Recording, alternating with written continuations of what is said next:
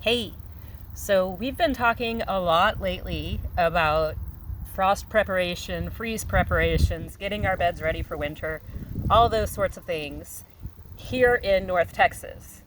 Now, I know some of you are well into winter. I have a friend up north. He woke up to 24 degrees this morning, which was warmer than yesterday. So it's winter there. And some of you can grow tomatoes year round. And obviously this doesn't apply to you.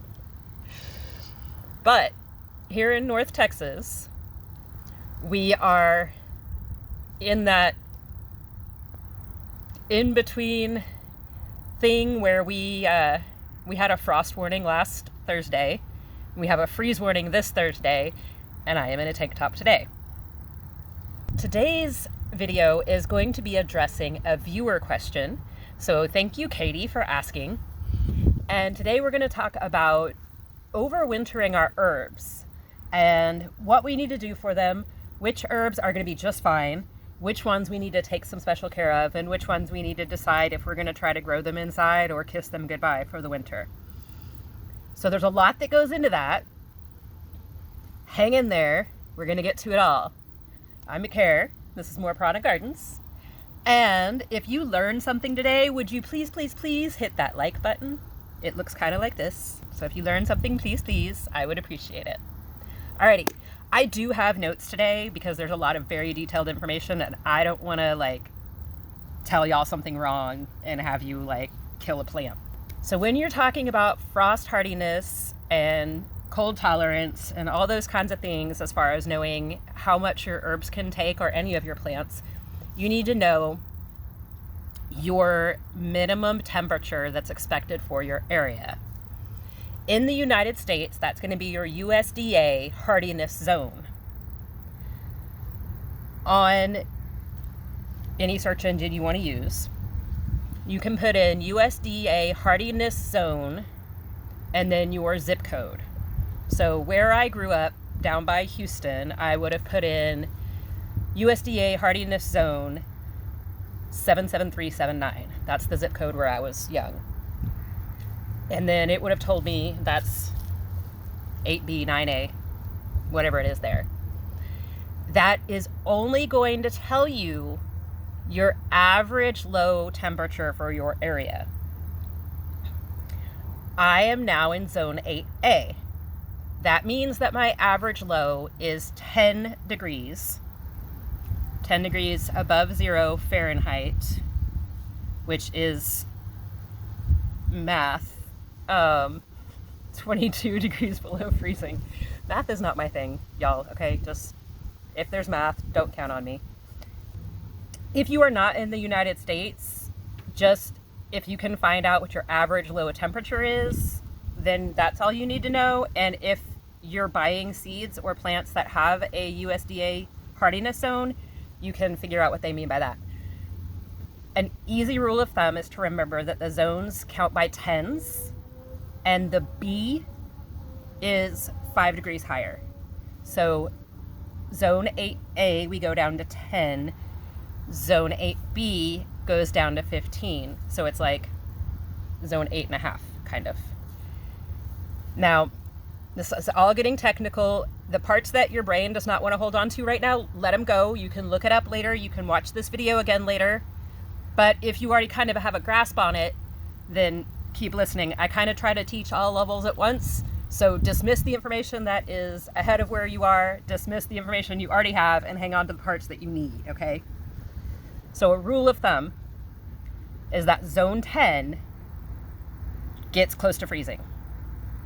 Right about freezing. So zone 10 is 30 degrees for their average low, and then you count down 10 by zone.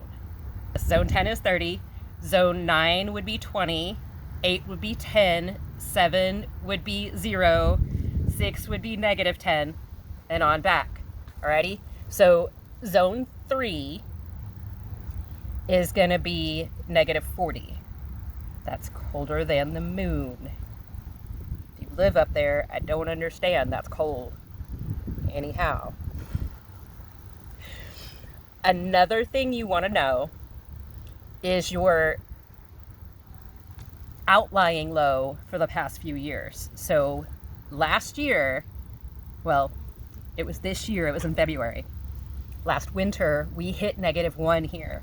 That was a 100-year record. But I need to keep that in mind when I'm prepping, because it could happen again this year. Farmer's Almanac is saying that we are going to be colder than average, so I'm expecting less than 10, but not as bad as last year. So I'm expecting something that would bump me into kind of zone 7. All right? I know that was a lot, okay? You need your hardiness zone or your average low temperature, and you need your outlying low temperature for recent years if you want to emergency plan. That's the bottom line. Let's move on to some actual stuff, okay? Here we go. A couple of other factors that you need to know about your plants are whether they're annual, biennial, or perennial. Annual plants will live for a year or less. That does not mean that they will die off in winter. So a couple of examples are cilantro and calendula. Forget them when it's 100 and something outside, but they'll survive your whole winter. So like calendula bloomed all winter long until we had that freak storm. Let's start with zone 3, which goes down to -40. In that climate, your annuals that will be okay are your borage, your cilantro, and your chamomile. Your cilantro and your chamomile are going to be heat sensitive, so they're not going to want to live in very hot climates. They're not going to be happy over 100. Those die off in the summer for me. Borage, for me, doesn't make it to the winter. It's an annual. Now, biennials, they live for 2 years, or they can live for 2 years. The first year, they produce mostly leaves, or like a carrot is a biennial, so it'll make its root in the first year. And then in the second year, biennials flower, so they have a second year before they make their seeds. So in zone 3, celery is a biennial there. But obviously, if you harvest all your celery, it's not going to be there to make the second year. So anyone in zone 3 can grow all these things throughout the winter without too much worry. Your perennials for zone 3 will be yarrow, catnip, comfrey, and chives. These are things that in zone 3 you don't need to worry about too much. Now, as we approach our own zone, we're going to want to mulch the plants that are only tolerant to our zone. We can cloche the plants that are one zone up. So for me, something in zone 9, I can put a cover over it in the coldest weather, and it might make it. Okay? So zone 3, which is going to be for most of the United States, are cold hardiest plants: borage, echinacea, celery, chamomile, cilantro, yarrow, catnip, comfrey, chives. And we do have the chamomile and the cilantro there that are not heat tolerant at all. Alrighty? Moving to zone 4. And I am sitting in the chicken yard, so if I get borped at or pecked, it's fine. It's just some little dinosaurs. Alright, so zone 4, -30, will be your average low. Marjoram, mint, thyme, and monarda, which is also bee balm, are going to be just fine. So my mints are here, and they are potted. They are potted because mints can be invasive. Now, pineapple mint and lemon balm and catnip are not quite so bad. So I already have catnip in the ground, and that was a zone 3 thing. And I'll be putting pineapple mint and lemon balm in the ground in the spring. And those are zone 4 hardy. So those will be just fine to go into the ground without spreading too much and without frost killing. In zone 5, which goes down to -20, we're going to be able to grow our sage all year long, our oregano, our lemon balm is going to be a little bit less tolerant than the rest of our mints. It's going to be a zone 5. Our agastache, which is anise hyssop, is going to be in this zone, and our lavender, but not our Spanish or our French lavender. But here's the thing. I have Spanish lavender. I mulched it heavily, and it survived the -1. But so zone 5, you don't need to worry about your agastache, your oregano, your sage, your lemon balm, or your English lavender. Alrighty? And this is a sage, just to show you how big they can get, how quickly. This is a sage that I started from seed in the spring of 2020. And this is an oregano that I started in the spring of 2020. And some cardboard boxes because I'm still reworking this garden. All right, so I don't have any planted, but parsley is, oh, sorry, all of those zone 4 and zone 5 plants were all perennials. Parsley is going to be a zone 6, which is a -10, and that's a biennial. So if you don't harvest it all and you let it live, it will make flowers in its second season and reseed. It won't reseed in the first year unless it has some weird weather fluctuations, and that can throw things off. So mullein is a good example of a biennial zone 7 herb. Now, biennial means that it makes a rosette in the first year and flowers in the second year. So this is a second year mullein. So this winter it's going to die off. My mulleins at the other tree already died off. But let me show you a neat little thing. Because it's already been dropping seeds, look. This is a new mullein that it started. So that's something that if you let your herbs go to seed, they can do for you. Is these little seed pods can drop seeds and then start a new one. So I've already got a mullein going for next year. Calendula is also going to be a zone 7 herb. Now, when I looked up calendula, it said it was hardy from zone 2 to zone 10, depending on the variety. And I was like, that's a big range. So I did a little more looking, and it turns out that they're native to a lot of different regions. So I'm putting them as zone 7 so that you know that you need to look it up and figure out which ones you have. I had 4 calendulas before the terrible freeze, and 2 survived that. And then I started some new ones in the spring, which did not have time to flower before they got hot very much. But one of those survived the heat. So 2 of them made it through what would be zone 6. And 1 made it through heat. Now, here's a note.